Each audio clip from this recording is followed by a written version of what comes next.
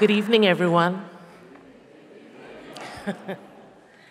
At the outset, let me offer my gratitude to our hosts from the New York Society for Ethical Culture and 350 NYC for organizing this event. It is a great honor for me to be here this evening. I've talked to a number of people about all the exciting events planned for this week, and I must say that everyone's energy and enthusiasm has been an absolute inspiration. Tonight's theme is leadership. Let me be candid. When it comes to climate change, we aren't seeing the leadership at the international level that we have come to expect from the United States. Yet, the leadership of the United States on climate change should be an absolute given.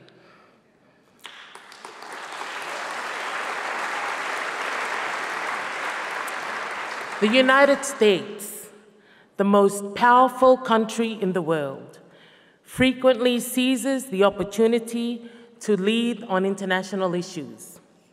Take the case of Ebola in Western Africa.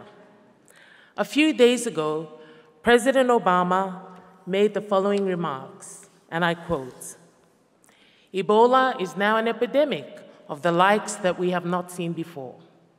It's spiraling out of control. It's a potential threat to global security. That's why I directed my team to make this a national security priority. We're working this across our entire government, which is why today I've joined my leaders throughout my administration, including from my national security team. And we've devoted significant resources in support of our strategy. We know the science. We know how to prevent it from spreading. We know that if we take the proper steps, we can save lives. But we have to act fast. Right now, the world has the responsibility to act, to step up and to do more. The United States of America intends to do more. We're going to do our part, and we're going to continue to make sure that the world understands the need for them to step alongside us." End of quote. Bold, eloquent, decisive. Vintage President Obama, demonstrating the best of America. Of course, the most powerful man in the world isn't the only one to recognize the need for strong leadership in a time of crisis.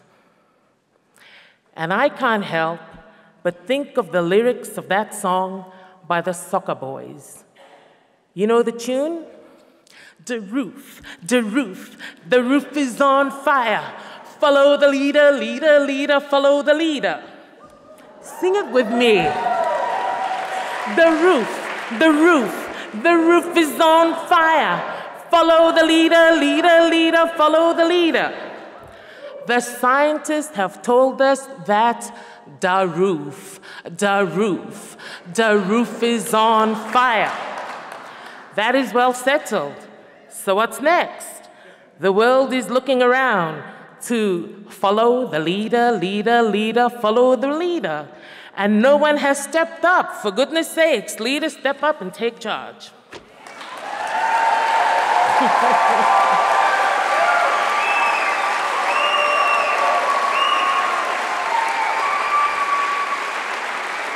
The United States has staked out a role for itself as a world leader. On issues of public health, such as Ebola, the US leads. On issues of international peace and security, the US leads. Sometimes the US rushes to the front of the line where it may even be prudent, perhaps, to exercise a little bit of restraint. Even on international environmental issues, the US often leads. For example, the US led the change to adopt the Montreal Protocol to address ozone depletion. And President Obama is showing leadership just by coming to the climate summit, even as other major emitters have refused. The President's presence at the summit is important and it should be recognized. But the reality is, with climate change, the US must do more.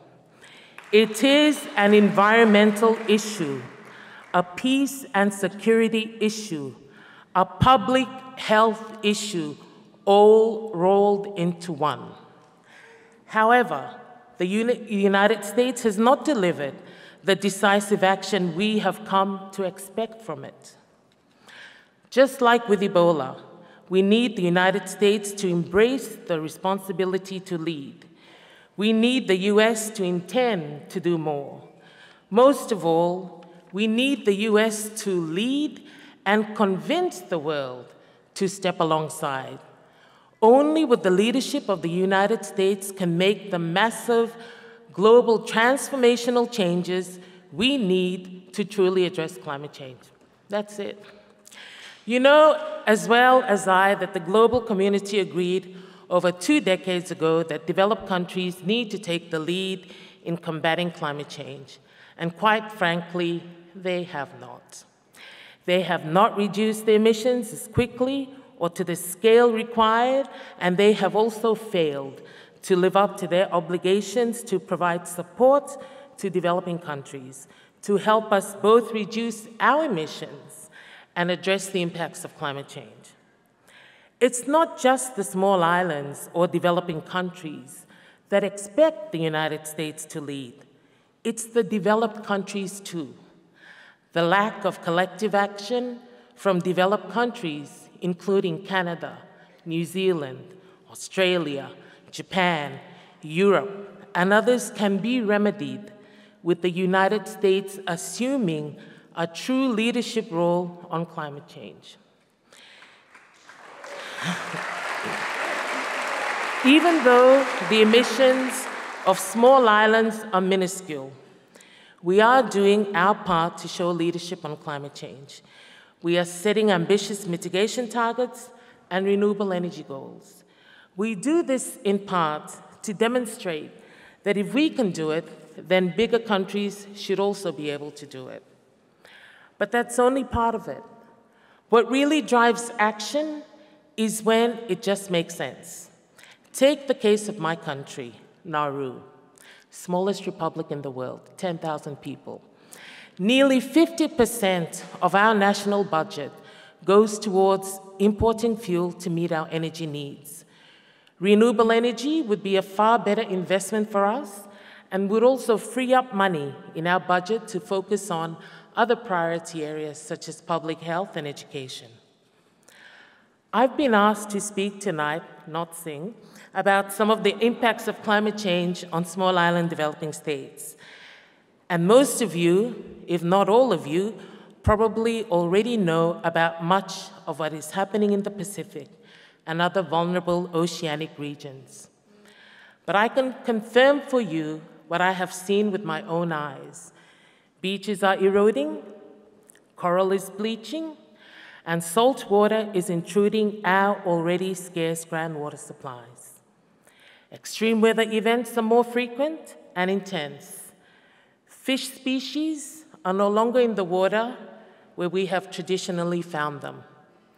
I can tell you that our very way of life is already threatened.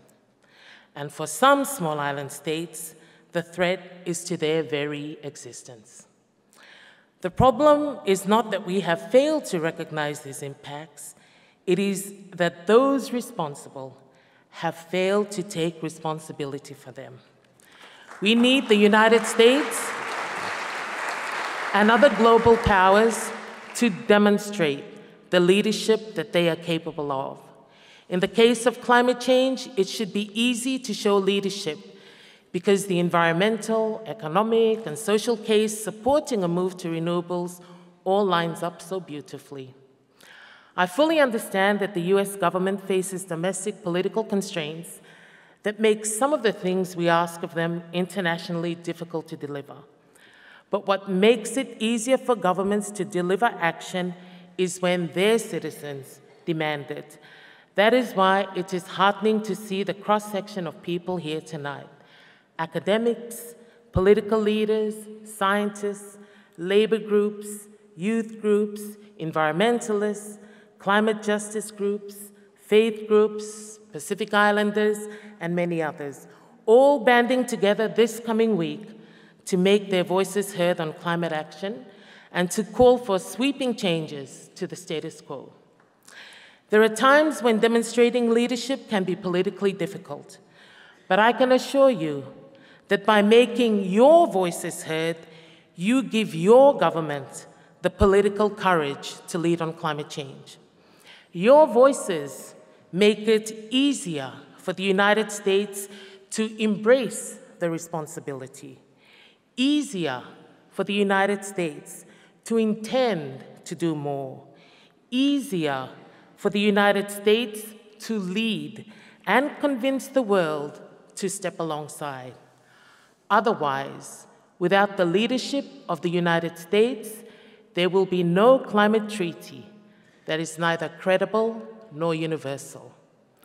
Ladies and gentlemen, the People's Climate March demonstrates your dedication and commitment to tackling climate change. Your energy gives me energy and hope that we will be successful.